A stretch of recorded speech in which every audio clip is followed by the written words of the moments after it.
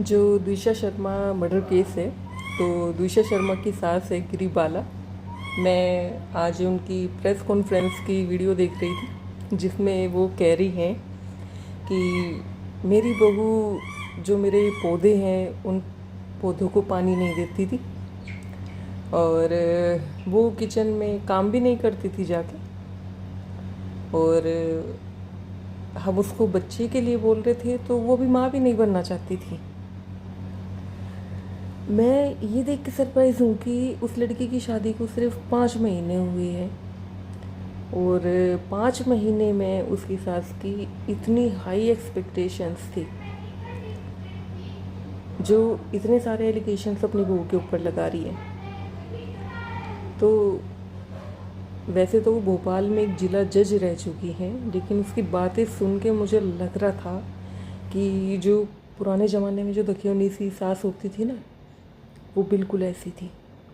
वो बिल्कुल भी उनकी बातों से मुझे एक जज तो बिल्कुल नहीं लग रही थी, ना उनका बिहेवियर, ना उनकी सोच, ना उनकी बातें।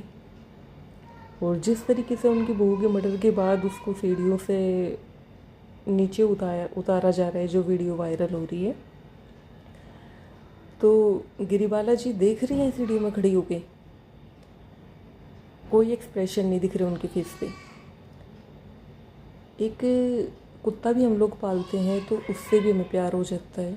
वो लड़की 5 महीने तुम्हारे घर में रही है, तुम्हें उससे कोई लगाव नहीं हुआ? कैसी औरत हो तुम? और इस जज ने, गिरिबाला ने, जब ये जज की चेयर पे बैठी होगी, जब ये वर्किंग थी, इसने क्या ही न्याय किया होगा। जो भी केस इनके पास आते होंगे, मुझे नहीं लगता कोई सही फैसला सुनाया होगा। ये तो अपने हर केस में यही देखती होगी कि ये पुरुष है और ये महिला है, ये महिला है तो इसको दबाना है, ये पुरुष है तो इसके साथ खड़ा होना है। और जब घर के अंदर उनकी ये मेंटेलिटी है, तो उस जज की चेयर पे बैठ के मुझे नहीं लगता उस लेडी ने कभी न्याय किया होगा, बिल्कुल भी नहीं। वो जज कहलाने के लायक ही नहीं है। और वो जज रही है और डेफिनेटली वो पेंशन भी ले रही होगी, क्योंकि उस टाइम पे तो पेंशन भी मिलती थी जो पहली जज है, तो पेंशन तो बाद में ही बंद हुई थी। मैं सरप्राइज हूँ सच में, कितनी घटिया औरतें हैं दुनिया में।